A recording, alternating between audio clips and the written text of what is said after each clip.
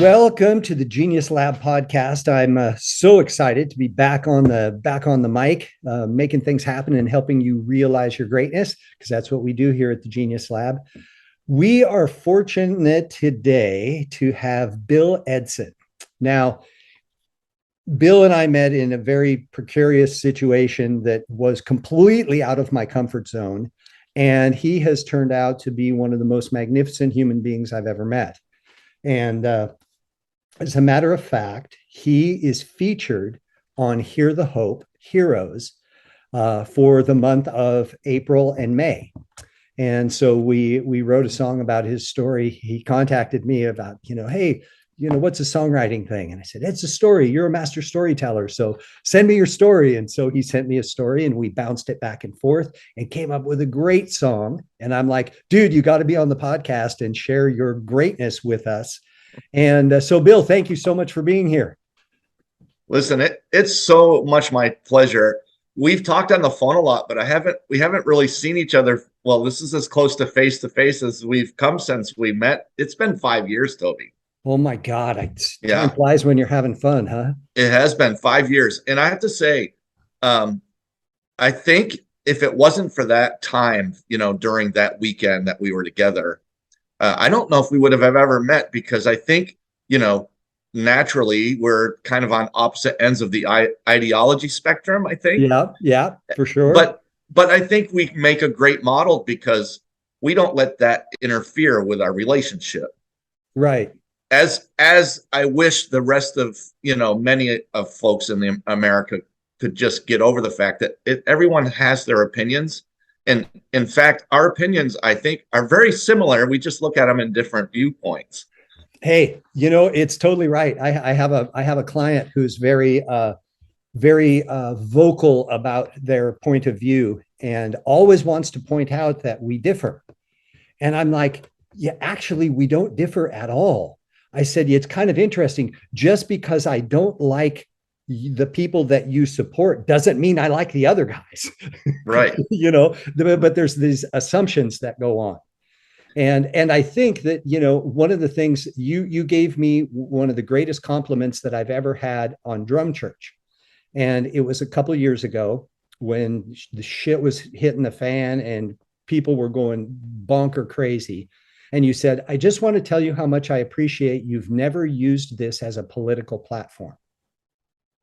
And that really meant a lot to me because I won't ever. And that's, not how I work. Well, I think we're both people have to step above that fray. We have to not get drawn into that whirlpool of drama. Yeah. And let that, interfere with our connection.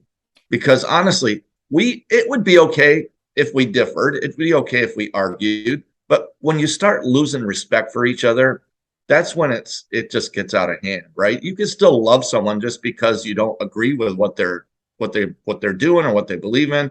We still have to care for each other. Yes. And and it's just ridiculous how it's out of hand. And it's too bad that that the media plays into it and everybody else to just churn it up. But I'm here to try to be, I guess, that representative that can just care for people either way. Because my background is medicine. I've been in medicine my whole life, one way or the other. Yeah. The song we wrote together was about my experiences in Iraq as a combat medic, and I was a senior medic for an entire battalion, it turned out to be almost 900 men.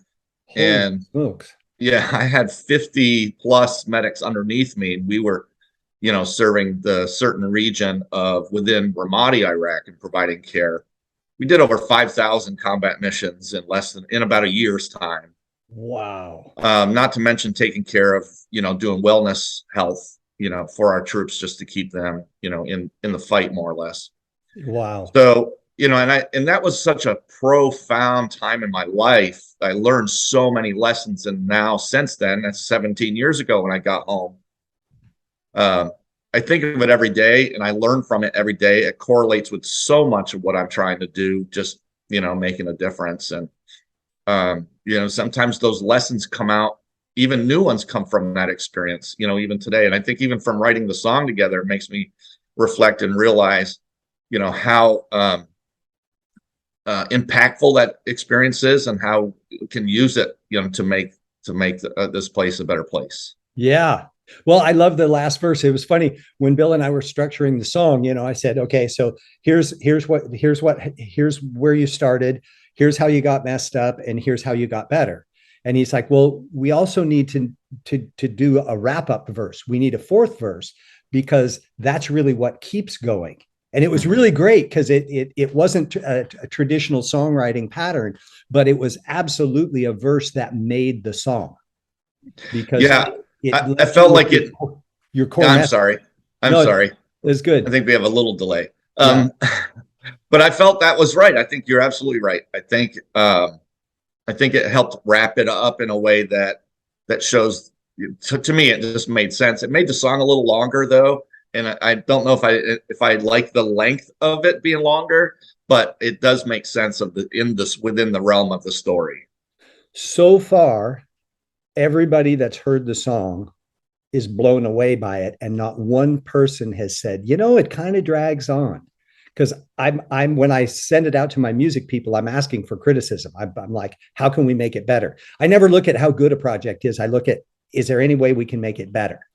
And not one person has complained about the length of the song because the content is so riveting that it draws you into the song. And that extra 2 minutes, because I think we went a little bit over 5 minutes, which is, yes, sinful in the music business. It's like big fucking deal, man. This is how long it takes to do our story. And this is what we're going to do. If you don't like it, cut it off at 2.5 minutes. I don't care. It's a good story. And the verses flow well together from one to the next. Yeah. And that chorus, man, that chorus is fire. I can barely sing that and not cry. And that's just killer. Same. I listen to it and it's like, I want to sing that. I want to sing that, but nobody wants me to sing that. Believe me. Oh, that's great. I used to sing, but I had neck surgery, and ever since then it affected the resilience of my voice. Yeah. So I can't. Yeah, I don't think I could sing the whole song without my voice kind of cracking. So, but either way, I'll let you do it, man. That's what you do. That's awesome. Well, I had a lot of fun. I actually tried to get CJ to sing it because I've done enough singing on our songs.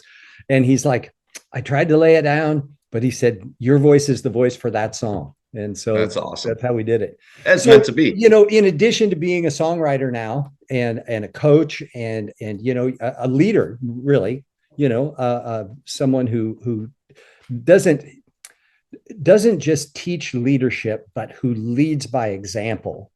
That's my observation of you anyway. You inspire a lot of people, and you work with high school kids, college kids. You coach track. Is that right? Yeah, I coach track and field. I'm at the college level right now. This is my 30th year coaching track and field. So wow. Yeah, I'm pretty good at it. And but I don't just do it. I just don't do it to try to win championships or, make people better athletes. I really use it as a classroom, as a platform to teach valuable lessons of life to these youth who are getting ready to enter into the real world. And I want to teach them these critical life lessons and, equip them to be able to deal with the complexities that they're about to walk into, because a lot of them don't realize the importance of simple things like self-accountability and responsibility to others, mutual respect, work ethic, and there's always lessons of you get out of it what you put into it, and things like that. Those are things that I build into it, and I build into it leader skills too, like communication, genuine relationships, and positive culture, and that sort of thing. So I build all that into the venue of sports, and I've done that for a long time. And really that's kind of my passion for coaching, is not really, the wins, the victories, the championships, which I have,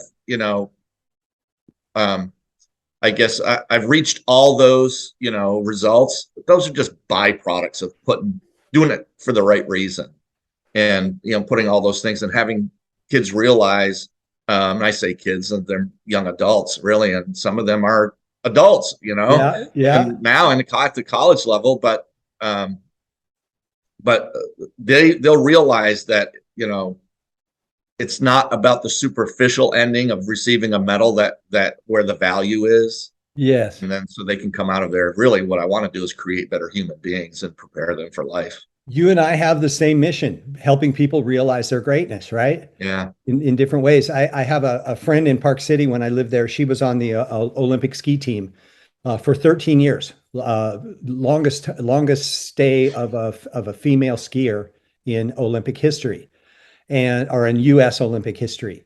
And she skied in 2 Olympics, and she never medaled, and she was devastated on the last Olympics because she knew she wouldn't have the chops to ski another one. In another 4 years, she'd be too old and just wouldn't be able to do it. And so she's distraught, and she's talking to her coach, and her coach says, "Listen, if you're not good enough without one, you'll never be good enough with one. So the medal doesn't matter." Mm-hmm. And I thought that was some really, really good wisdom. So one of the things I always ask everybody is, do you have any regrets along the way? I mean, you've done some amazing things. You've served in the heat of combat. You've helped thousands and thousands and thousands of people in your coaching, in your track coaching. And I know you also have, at least since I met you at that weekend, I've seen you dip your, start creating the bigger thing, the world message that is Bill Edson. Did you ever make any mistakes, or did you have any regrets? Yeah, and I think that the important thing to recognize is there's a big difference between making mistakes and having regrets. Oh, I like it. Good. Right. And my feeling personally is the greatness that we both want to share or seek, or we want to help others with, in my perspective, comes from the journey itself, right? It's not the destination of what we're trying to accomplish, but it comes through the journey, and because of that, it really comes from both the positive and the negative of that journey. And so the mistakes are only mistakes if we don't learn from them. Good point. Right. And it doesn't matter. And it doesn't make it any less easy when you cause a mistake. But honestly, I don't have the regrets, because that's, to me, the mistakes or the losses or whatever, the hardship, that's where the personal growth comes from. Got it. So my struggles that I had, particularly when I came home with post-traumatic stress, it was pretty bad. It was pretty deep. I was pretty screwed up. And fortunately, I don't have an addictive behavior, so I never self-medicated or anything like that. Never was into that kind of thing. So I was fortunate not to have to deal with that struggle, but I had some other things that come along with it. But that has created some growth for me. And so, any mistakes or bad decisions I had made along the way, I don't really regret them, because, something pretty good came out from it. Made me stronger on the other end, Yeah. Yeah. Good point. Yeah. It's always funny when people are talking about, their life, and it seems to me, as I interview people, the most impactful changes that came from their lives were when they screwed something up, or when they made a decision they knew they shouldn't have made, or they made a decision they didn't realize the full consequence of, and it turned out to blow up in their face. It seems like the more impactful lessons come from those sorts of situations, rather than, I came in first in this marathon. It's not that. It's like the bloody feet while they're training, and the hardship of climbing mountains or whatever. And not that I'm looking for more hardships so that I can have more lessons. Give me a freaking break. But no, but I mean, we could take the ones that we are experiencing now, right, and just understand that is part of a growth process. I don't think that's going to ever. I think that's always going to be there, no matter what stage in life we're in. Yeah. Right. And, I have my challenges too, things happen to me too. And I just, you just kind of have to weather that storm and realize there's going to be something good that comes out on the other side. And it does make it easier, I guess, or at least you're able to, accept the hardship at that time, work through it, knowing that at some point you're going to be at a better place. Because that's the point. I mean, you got to keep moving. Like, what choice do you have? Right. I mean, that's the one thing that I really learned through this last 17 years. And I still have my bad nights every now and again. Mm-hmm. It's like, what choice do you have? I mean, you have two choices, right? You can just die, just stop. Yeah. Or you got to keep going. It's not really, to me, there's not a choice. You just got to keep moving, Well, and I think this is a thing that you realize that you pass on is, I think it was the third verse or the verse where you were at a place of suicide. I held it up to my head, but I couldn't do it. Mm-hmm. There was just way too much to lose. And the thing that I realize, and because I see it in your posts, you're always doing things that you want to do to show your creative capacity, like your new patio. But what was it for? It was for the cookout. It's so my family has a better place. There's a thing higher than yourself, greater than yourself, that you're working towards and that you're working with. And I remember one time at drum church, you came in late and you said, we went to faith church and then we hurried home so we could be at drum church. And I'm like, I just freaking love this guy and your passion for goodness, for positivity, and the fact that you don't see these things as a contradiction, but as deep. What do we want to say? Maybe everything contributes to everything. Yeah. And when you find things that you resonate with, the language might be different, but the spirit is the same. Yeah. Yeah. I think the one thing that I brought back home from Iraq was that I witnessed the worst side of humanity. All right. I witnessed so much death and destruction that looking back on it was so senseless because of why? Because of difference of ideology, because our leaders couldn't get together, because it's when you really think about it, it was ridiculous. Mm-hmm. Right now, I understand the extremist side, even both sides, could be viewed as extremists in that conflict, depending on what side you were standing on, but we're just so much above that. And for us to go out and kill each other, I mean, the things that I dealt with at such a personal level with, seeing, having, comrades of mine, fellow soldiers killed and wounded that I had to deal with, and seeing the pain that brought their families, and then seeing the civilians that I worked with on the other side, even the enemy that I took care of, struggling through this I guess interface of conflict. And that really just made me realize that, the greater picture is, and I'm not a hippie tree hugger, like peacenik. I'm a pretty conservative dude who believes that there can be just conflict, but to experience at that level, I think just makes me realize that, man, it's, it is all about the big picture. And honestly, the trauma and all that stuff that I experienced, of course, contributed to my challenges when I got home. But another big thing that was very difficult for me was the transition out of the military. Because shortly after I got home, I retired. I served 23 years. Oh, wow. And I retired. I was getting ready to actually be deployed within the next year or so to Afghanistan, but it would take a re-enlistment, and they would have promoted me into a higher level of leadership. And I kind of wanted to serve to 30 years, and really reach very senior levels. Uh-huh.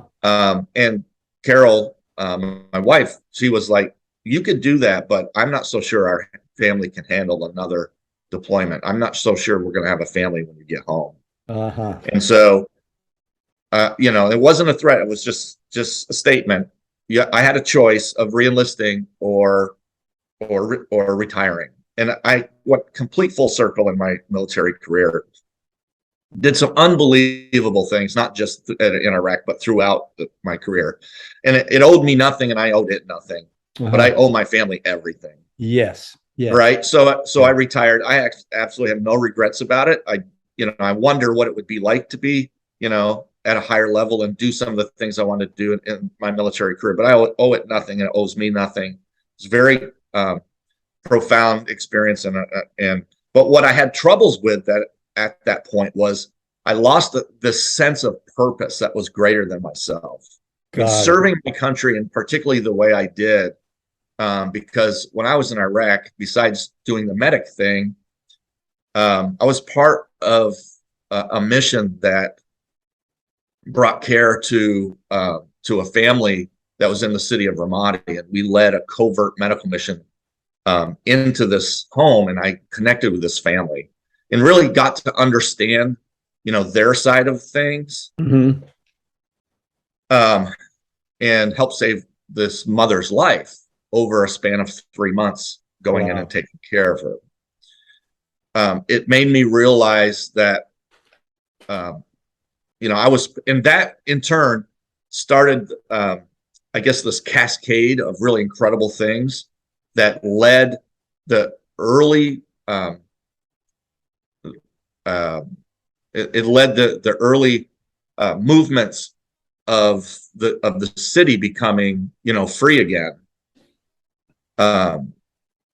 And because of the connections that we made within this part of the city. Wow. And yeah. And so it was like, wow, here I did this thing, I felt like it was a part of world history, a world changing history to help liberate the city of Ramadi. I get home and I'm going to go back to work and be a medical salesman, or I'm going to go work in the operating room, which was the worst place for me to be at the time. Yeah. Yeah. Because that was my skill set too. And I just felt like there's nothing that's going to match up to this level. I had a really tough time with that. A really tough time to regain my sense of purpose away from the military. So that added to the trauma and everything. And I still kind of, I still struggle with that at times, but it helped me realize my mantra, right? And that is to leave this world a better place than how I found it. And so, I'm kind of doing what I can do to make those differences. I wrote the book that I wrote. And tell us about the book, because our listeners might want to connect with that. So yeah, thank you. Pitch it, man. Yeah, man. Thanks. So COVID came and all the sports shut down, and we got locked in. So I couldn't coach, couldn't do anything. So I did a webinar for athletes to help them cope with the loss of just having their sports yanked right out from under them, particularly seniors who lost their last chance to compete, all this other stuff. So. Yeah. But during that time, I'm sitting around twiddling my thumbs, like, how can I contribute? What can I do? And then I just realized, you know what? This is a perfect time for me to write the book I've always wanted to write, just to see if I could do it. And I had all this time. So I sat down and I wrote a book. It's called, they call me Coach E, leading to achieve the unachievable. So it's on Amazon. You can find it. Cool. And it's really about leadership skills, but it's from the perspective of me as a coach, and leadership principles too. It's kind of a conversational read. It's really easy to read, but I just wanted to be able to do it, so I wrote it and self-published it in 5 weeks. Wow. Yeah, that's record fast. So I mean, it was just all these thoughts. It just kind of flowed out. And probably, I don't even like to read it myself, because it's like, you're first of everything. When you go back to it, it's like, oh, I can do so much better than this. Yes, I'm familiar with that. Yeah. But I think people like it just because it is conversational and there are some lessons in there. And so I wrote the book, and as you said, I like to speak. I like to speak about my experiences. that I went through and make them relevant for people. Um, and I've done, leadership workshops, and of course I coach, as you've mentioned. And I think any place that I can have a touch point or a platform to try to, fulfill that mantra of making this place, better than how I found it. And I tell you, I got that from serving in the military, of showing up during trainings to these awful barracks where they would stick us, these old World War II wooden barracks, and they were awful. Sometimes you have to shoo the possums out or whatever. It was awful. But we would always fix them up, and we would always leave our area better than how we found it. Nice. And so I've kind of applied that, and there's some other lessons in there. Always continue to better your defensive position, or always improve your position, right? That's one thing. And that does two things. That makes you stronger, and it also pushes away, I guess, being sedentary, or what's the word? Complacency. So again, that's the importance of always moving, or always improving, trying to make things better, is that you want to kind of avoid that complacent, sedentary space in your life, because that's where all the bad juju happens. Yeah. So, God, thank you so much, Bill. We're running out of time, and I would like to have you on again, because I think there's way more for us to talk about. And I know the listeners, the audience that I have on this podcast, you're a really good fit. So I hope you'll come back again. Anytime, you name it. All right. Well, before we go, I would like you to take your one golden nugget of advice for the people listening. If you got people there, everybody wants to be the best they can be. People are struggling with stuff. The world's messed up. It's hopeless, blah, blah, blah. I hear it all in the therapeutic work that I do. I deal with people that have terminal diseases in their body and terminal diseases in their mind. And what advice would you give, whether it's young or old, people who have gotten off track, who have let this craziness that's in the world completely throw them off balance? What would be your Coach E's advice? Yeah, I think there's two things that come to mind, but it's really part of the same thing. And I think one is to have a sense of purpose greater beyond yourself. Right? You've got to have a reason to be there, and to keep going, right? So no matter what, you've just got to keep moving, right? Keep moving forward, keep going.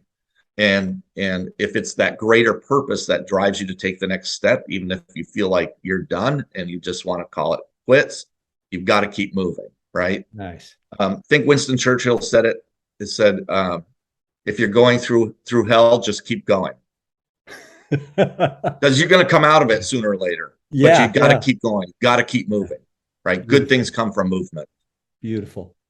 Bill, thank you so much for being here today. I really appreciate it. We'll look forward to further episodes with you here in the Genius Lab, and appreciate it very much. For everybody, I will post Bill's information so you can get his book. Assume you have a website. You know what? I really don't right now. Okay. I have an old website from a kind of a previous small little LLC that was going on. It's called guideonstrategies.com. But what's the best way for people to get in touch with you if they want to? I think they could just connect with me on Facebook. Just, reach out, message me, or friend me. You can find me. I have a leadership development group that I started a few weeks ago. I would love people to join, because this is the type of content that I want to talk about as I get going. Because right now I'm working a couple of jobs. I don't have a lot of time to do what I really want to do, but when I can get in there, I want to build that community so that we can just kind of, do what we've been talking about, just make a difference going forward, using leader skills and how we apply them, no matter what we do for work or what we do in our life. Beautiful. Beautiful. Again, thank you so much, Bill. And thank you for being here. And thank Oh, you you're for your welcome. service and all that you have done for us. Well, Appreciate it. thanks for having me. You bet.